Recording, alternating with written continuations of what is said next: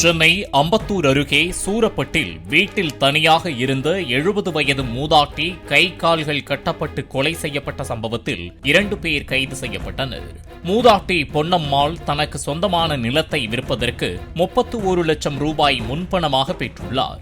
அந்த பணத்தை தனது 6 மகள்களுக்கும் அவர் 5 லட்சம் ரூபாய் வீதம் பிரித்து வழங்கியுள்ளார். நிலத்தை விற்க இடைத்தரகராக செயல்பட்ட பழனி என்பவர் மூதாட்டியிடம் பணம் இருக்கும் என்று நினைத்து கொள்ளையடிக்க திட்டமிட்டுள்ளார். தனது நண்பர் துளசிதாஸ் என்பவருடன் வீட்டிற்கு சென்ற பழனி பணம் இல்லாததால் மூதாட்டி அணிந்திருந்த 3 சவரன் நகைகளை பறித்துக் கொண்டு அவரை கொலை செய்திருப்பதாக போலீசார் தெரிவித்தனர்.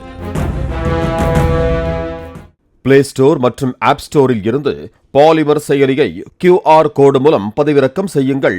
செய்திகளை உடனுக்குடன் பெறுங்கள்.